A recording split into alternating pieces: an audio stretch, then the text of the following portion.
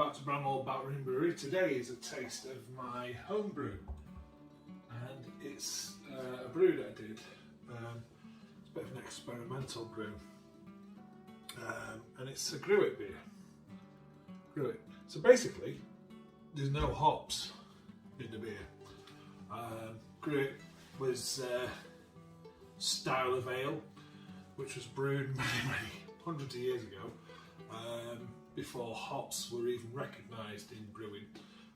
So it was about using herbs, fruits, that type of stuff, again with the barley, just to bring flavours, bitterness,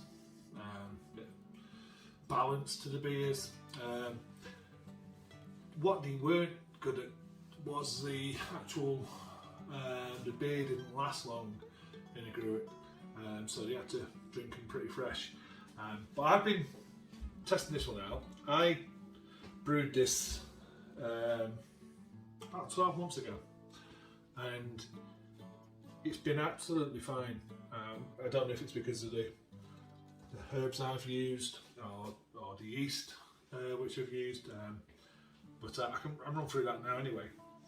So for the actual brew, it was a 5 litre batch. That's what I do, small batch stuff. I used 450 grams of Marisota, 350 of Pilsner, 200 of wheat, and 80 grams of acid malt to sort of adjust that pH level in the actual beer.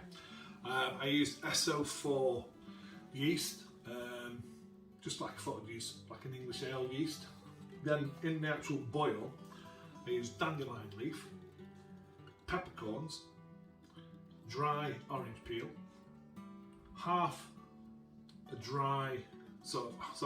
lemon but dried the peel, 1 gram of heather tips, basil leaves, and coriander seed. And then it was just fermented away, and then primed it with 20 grams of sugar for the batch, and then put into these. At the time, I use these plastic Cooper's homebrew bottles when I do experimental beers, because sometimes what I don't want is a bottle bomb. So I didn't know how these were going to react, so I have these basically for doing my experimental beers in.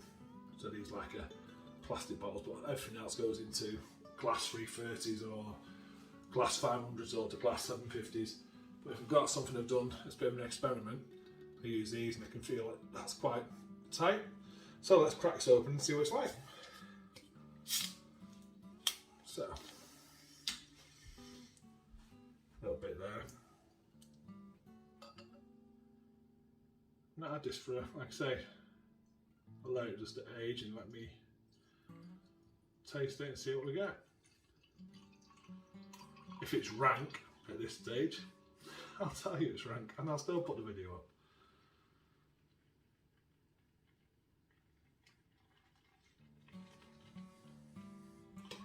Stop it there. So you can see, it's a little bit darker on the camera, but it is actually a straw colour, light gold beer. Got slightly, well, medium carbonation. It's got a nice white fluffy cap on there. The aroma, that's really nice. It's, for me, that aroma has aged really well. It's so fruity now. That coriander seed is punching through with that. The coriander seed brings lemon as much as that lemon peel and that orange peel does. It's floral, probably the heather. Yeah, really, you know, you're getting that heather. It's hard to review a beer when you've made the beer, because you sort of know what's going to be and what you're expecting to achieve. So it's hard to say, oh, I'm smelling this, because I'm hoping I'm smelling it, because that's what I was hoping for in the first place. Really floral. The basil's still there, still got a hint of basil, which is quite pleasant as well.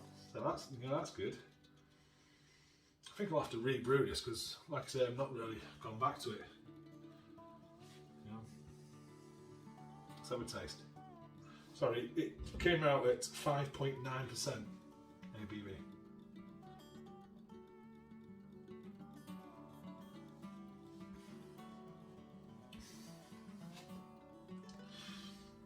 still as good as it was when I first had it 10 months ago. Coriander seed there with that citrus. The basil is just like a note that's just going along. The peppers there, it's a real good blend of everything I've put into the boil. It's come together really well. So it's really floral, which is great. It's got the citrus, which is great. It's got the pepperness, the spice, which is great. And all this with a beer that was brewed with no hops. And to be honest, I've, a couple of my friends have tried this and absolutely loved it as well. But yeah, it's one of them beers. It's a bit like a, my Marmite beer, I suppose. Some people love it, some people hate it. I really like it. I'm not being biased, because I tell you, if I didn't like it, I'd just say, it's not. I'll re-brew it or I won't do it again. That's just the way I'm my home brewing. That's why I do small batch, so I can experiment, and if I don't like something, I can pour it away. But yeah, I'm quite happy with that. After, like I say, it's been a while. I'm going to go and sit down now and enjoy that. And I've got one bottle left, which is, it's a bit of a shame, but I'm going to re-brew this, and knowing that it will, it can go a year, no problems, really pleasing. I just wish that was like a smell-o-vision, because the floral citrus aroma coming off this, it's like a really good pale ale. That's the best way to describe it. I'm not getting any bitterness, even though I put that orange peel, lemon peel. There's nothing. It's not like your American pale ale IPAs where you get the bitterness on the back. There's no bitterness, but it's balanced. It's balanced flavours. So there will be bitterness there, which is just balance the malt sweetness, and it's just on the level. But yeah, that's a success even after the year. So yeah, that's me. Homebrew Gruit. Definitely brew it again. You can see the I don't know if you can see the carbonation on the camera. It's got nice carbonation going up there. Just keeping a thin layer on that cap. It's a nice beer. 5.9% as well. It can be a little bit dangerous. Well, that's homebrew for you. So yeah, okay.